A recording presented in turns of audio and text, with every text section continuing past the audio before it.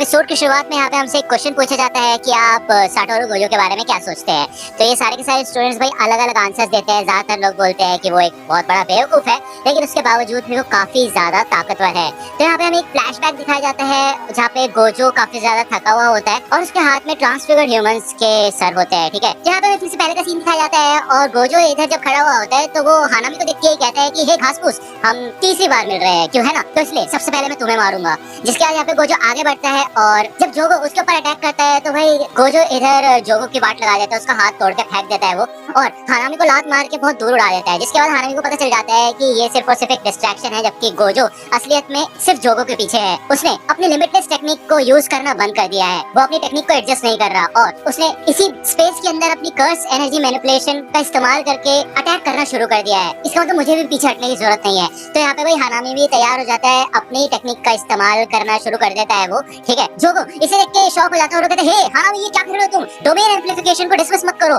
तो ऑब्वियसली यार domain amplification की ही मदद से तो ये दोनों यहाँ पे गोजो के थोड़ा बहुत नजदीक आ पा रहे थे, लेकिन यहाँ पे हानामी भाई अलग ही सीन कर देता है। इसे देखते साथ गोजो हानामी के ऊपर चढ़ जाता है और कहते हैं कि मुझे लगता है कि तुम यहीं से वीक हो, है ना। वो यहाँ पे उसकी आंखों वाली जो पूरी की पूरी जड़ होती है वो निकाल के बाहर फेंक देता है, भाई उसकी बॉट लगा देता है वो। और गोजो समझ आ जाता है कि हानामी अपने डोमेन एम्प्लीफिकेशन और इनेट टेक्निक दोनों एक साथ इस्तेमाल नहीं कर सकता। जोगो कहते हैं कि भाई मैं इतनी देर से थोड़ा बहुत सेफ इसलिए था क्योंकि हम डोमेन एम्प्लीफिकेशन का इस्तेमाल कर रहे थे और ये बंदा सिर्फ नॉर्मल मार्शल आर्ट्स और थोड़ी सी कर्स एनर्जी का इस्तेमाल कर रहा है। जिसका यहाँ पे पीछे से चोसो भी अटैक करता है और यहाँ पे काफी लोगों को भी वो मार देता है, लेकिन फिर भी वो गोजो के बैरियर को तोड़ नहीं पाता। गोजो से देखते साथ समझ जाता है कि ये कोई कर्स स्पिरिट नहीं है, जरूर ये डेथ पेंटिंग फॉर्म का कोई इनकारनेशन है। जिसके बाद हानामी और जोगो फिर से आ जाते हैं गोजो के ऊपर अटैक करने के लिए और गोजो ये कहता है कि शायद तुम मेरी टेक्निक को न्यूट्रलाइज करने की कोशिश कर रहे हो अपने डोमेन एम्प्लीफिकेशन से, लेकिन तुम जितनी ज्यादा कोशिश करोगे उतनी ज्यादा स्ट्रॉन्ग मेरे को अपनी टेक्निक को मेंटेन करना पड़ेगा। और इस झाड़ी वाले बंदे में तो इतनी एनर्जी भी नहीं बची है। जिसके बाद गोजो यहाँ पे हानामी की ओर बढ़ने लग जाता है और उसके बैरियर की वजह से यहाँ पे गोजो उसकी वाट लगाना शुरू कर देता है। भाई यहाँ पे भले जोगो उसको धमकी देने की कोशिश करता है कि वो लोगों को जला देगा, लेकिन भाई गोजो उसको टोटली इग्नोर कर देता है और आगे बढ़ के वो हानामी की भाई चिथड़े उड़ा देता है पूरी तरह से, जिसे देख के भाई जोगो की फट जाती है। और यहाँ पे हमें फिर से पहले का सीन दिखाया जाता है जहाँ पे गेटो बताता है कि प्रिजन रियम एक तरीके का जीवित बैरियर है और जैसे कि आप जंक्शन के बारे में जानते होगे वो भी एक तरीके से एक बैरियर टाइप ही है, लेकिन जिंदा। गेटो बताता है कि ऐसी कोई भी चीज नहीं है जिसको प्रिजन रियम के अंदर कैद ना किया जा सके, लेकिन उसके लिए भी कुछ कंडीशंस है। एक बार प्रिजन रियम का गेट ओपन हो जाएगा तो हमें साटोरू गोजो को इसकी सील के रेंज के अंदर रखना होगा जहाँ पे सबसे ज्यादा असर हो। 4 मीटर के दायरे में पूरे के पूरे 1 मिनट के लिए हमें उसे वहाँ पे रखना होगा। जिसके बाद यहाँ पे ये अपना गेम कंटिन्यू करते हैं और थोड़ी देर बाद जब जोगो को समझ आता है कि भाई ये क्या बकवास कर रहा है तो उसको काफी गुस्सा आता है। वो कहता है मैं तुम्हें जला के राख कर दूंगा, क्या तुम क्या चाहते हो कि इतना इम्पॉसिबल काम तुम हमारे ऊपर थोप दोगे और खुद ऐसे बैठे रहोगे तुम। तो गेटो कहता है अरे शांत हो जाओ। तो जोगो कहता है तुम्हारा दिमाग खराब है, पूरे 1 मिनट के लिए उस बंदे को एक जगह पे रखना है, ऐसा कैसे करेंगे हम। इसका यहाँ पे हमें फिर से अभी का सीन दिखाया जाता है। जोगो यहाँ से भागना शुरू कर देता है और वो गोजो के ऊपर भाई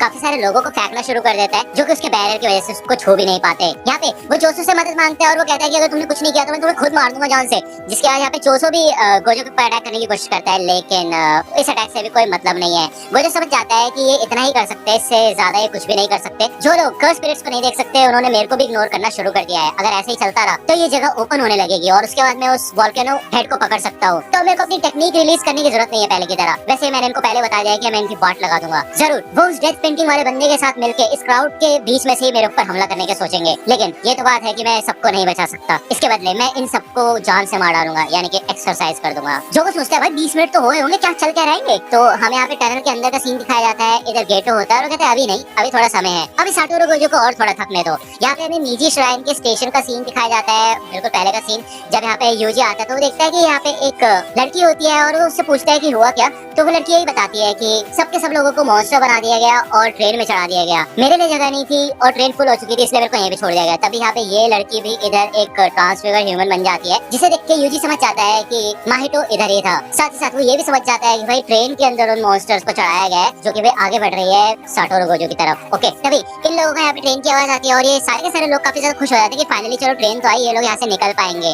ओके, जैसे ये ट्रेन यहाँ पे आके रुकती है और एक बंदा आगे आता है तो वो देखता है भाई इस ट्रेन के अंदर बहुत सारे ट्रांसफिगर्ड ह्यूमंस भरे हुए होते हैं, जिसको देख के उसकी फट जाती है। ये गेट खुलते साथ ही सारे ट्रांसफिगर्ड ह्यूमन लोगों के ऊपर अटैक करना शुरू कर देते हैं। गोजो यहाँ पे थोड़ा समझ नहीं पाता और वो कहते हैं चल क्या रहा है भाई इनका। माहितो भी इधर आ चुका होता है और कहते क्या बात है, मजा आ गया है, यहाँ की हवा तो काफी मजेदार है, लोगों में डर है। मैं तो कह रहा हूं कुछ लोगों को पकड़ते हैं और आगे चल के उनको पहाड़ों में छोड़ दिया करेंगे, जंगलों में, और उनके साथ खेले करेंगे, ठीक है ना। तो जोगो जोगो गोजो से डरकर भाग रहा होता है और सोचता है मैं हनामी की मौत को जाया नहीं नहीं होने दे सकता। मुझे किसी भी तरह इस भीड़ में छुपना होगा। और वो लोगों को गोजो के ऊपर फेंकने लगता है और कहता है, चोसो, अगर तुमने मेरी मदद नहीं की तो पहले मैं तुम्हें मार डालूंगा। और तब जोसो अपनी टेक्निक से गोजो पर हमला कर देता है, पर गोजो की इन्फिनिटी टेक्निक की वजह से वो उसे नहीं छू पाता। तब गोजो सोचता है वो मुझसे दूर रहने की कोशिश कर रहा है, पर लगता है वो भी थकने वाला है। जो लोग कर्स स्पिरिट्स नहीं देख सकते वो मुझसे दूर जाने की कोशिश करेंगे, और अगर लोग कम हुए तो मैं उस वोल्केनो हेड को जल्दी पकड़ पाऊंगा। लगता है मैं उसे अपनी तरफ नहीं ला सकता, क्योंकि उसने पहले ही नोटिस कर लिया है कि मैं उसके पास जाकर उसे मारना चाहता हूँ,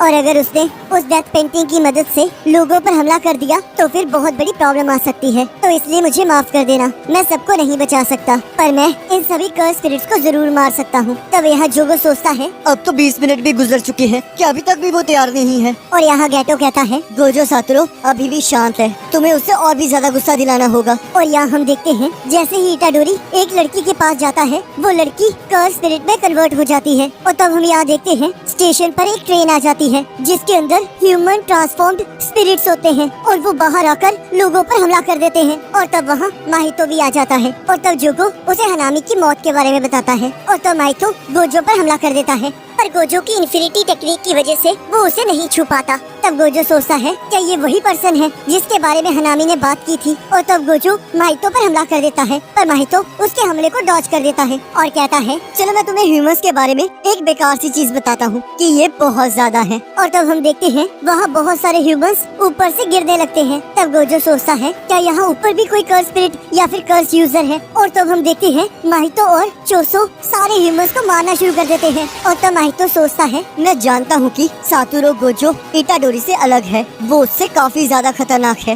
गोजो हमें मारने के लिए किसी भी हद तक जा सकता है, पर इतने सारे लोगों के मरने पर उसके दिमाग का बैलेंस भी हिल जाएगा। तब जोगो सोचता है, तो अब तुम क्या करोगे? क्या तुम इनफाइनाइट वॉइड यूज करोगे? क्योंकि तभी तुम उन लोगों को बचा सकते हो जो कि डोमेन से बाहर होंगे, पर अब तो तुम ये भी नहीं कर सकते, क्योंकि इससे तो तुम बहुत सारे लोगों को मार डालोगे। और तभी हम देखते हैं गोजो अपनी इन्फिनिटी वॉइड डोमेन को एक्टिवेट कर देता है, और तब हमें बताया जाता है कि गोजो ने 0.2 सेकंड की डोमेन एक्सपेंशन की है, और ये उसने खुद सेट की है ताकि उसकी डोमेन से नॉन सोर्सेज को नुकसान न पहुंचे। और इन 0.2 सेकंड्स में हाफ ईयर की इंफॉर्मेशन नॉन सोर्सेज के दिमाग में डाल दी जाएगी, और ये सभी लोग अनकॉन्शियस रहेंगे, पर जो 5th फ्लोर के सर्वाइवर्स होंगे वो 2 महीने में सोसाइटी में वापस जा पाएंगे, और इस लेवल की अल्टीमेट वॉइड कुछ स्पेशल ग्रेट कर्स स्पिरिट्स को उठा दें। और तब हम देखते हैं गोजो उन ट्रांसफॉर्म्ड ह्यूमंस को अपनी फुल स्पीड से 299 सेकंड्स में उन सभी को मार देता है और अपनी डोमेन को हटा देता है। और तब गेटो प्रिज्म रेल्म को एक्टिवेट कर देता है, और तब गेटो गोजो के सामने आ जाता है। तब गोजो सोचता है क्या ये फेक है या फिर किसी तरह की ट्रांसफॉर्मेशन टेक्निक है, और ये तो सच में वही लग रहा है, और गोजो को अपना पूरा पास्ट याद आने लगता है। तब गेटो कहता है, गोजो लड़ाई में ध्यान देना चाहिए, नहीं तो ऐसी बैटल्स में नुकसान भी हो सकता है। और तब गोजो सोचता है मैं अपने अंदर कर्स एनर्जी फील नहीं कर पा रहा हूँ, और न ही अपनी स्ट्रेंथ को इकट्ठी कर पा रहा हूँ, क्या मैं हार चुका हूँ? और कहता है, आखिरकार तुम कौन हो? तब गेटो कहता है, मैं सुगुरो गेटो हूँ, क्या तुम मुझे भूल गए? तब गोजो कहता है, मेरी 6 आई टेक्निक के अकॉर्डिंग तो तुम गेटो ही हो, पर मेरी आत्मा इसे स्वीकार नहीं कर रही, मुझे सच सच बताओ तुम आखिरकार हो कौन? और तब गेटो अपना दिमाग खोल देता है और कहता है, आखिरकार तुम ये सब कुछ कैसे बता सकते हो? इस टेक्निक की मदद से कोई भी बॉडी रिप्लेस की जा सकती है जब तक उसका दिमाग ट्रांसफर किया जा सके, और मैं ऐसी टेक्निक भी यूज कर सकता हूँ जो कि सीधा बॉडी पर काम करे, और मैंने उसी की मदद से उसकी कर्स मैनिपुलेशन टेक्निक को यूज किया है और इस सिचुएशन को क्रिएट किया है। अगर मैं सही हूँ तो तुमने शोको को गेटो की बॉडी को डिस्ट्रॉय करने के लिए नहीं कहा था, जिसकी वजह से मुझे ये बॉडी बड़ी आसानी से मिल गई। और चिंता मत करो, ये सील कभी न कभी तो हट ही जाएगी, जैसे कि शायद 100 या फिर 1000 सालों में। तुम बहुत ज्यादा स्ट्रॉन्ग हो, तो इसलिए तुम मेरे गोल के रास्ते में आते रहोगे। तब गोजो कहता है, पर क्या तुम्हें याद नहीं है मेरे मारने से पहले तुम्हारी बॉडी को किसने हराया था? तब गेटो कहता है, मुझे याद है, वो यूटा अकोत्सु था, पर मुझे उस लड़के के आसपास कुछ खतरनाक फील नहीं हुआ। उसकी अनकंडीशनल टेक्निक की इमिटेशन और उसकी इनफाइनाइट कर्स एनर्जी दोनों उसकी वजह से थी, जिससे वो प्यार करता था। और ये कितनी बुरी बात है कि यूटा तुम्हारे जैसा नहीं हो सकता। तो गुड नाइट गोजो सातोरो, अब हम न्यू वर्ल्ड में मिलेंगे। और तब इटाडोरी को मैकामारू की आवाज सुनाई देती है, जो कि उससे कहता है, ध्यान से सुनो, मैं एक ही बार कहूँगा, गोजो सातोरो को सील कर दिया गया है। और इसी के साथ एपिसोड खत्म हो जाता है। तुम लोग गलती से अगर नए हो तो सब्सक्राइब करो, वो जो लाल वाला बटन है उस पे अपने जीजा जी फेंक के मारो या फूफा जी, मुझे नहीं पता, बस क्लिक हो जाना चाहिए।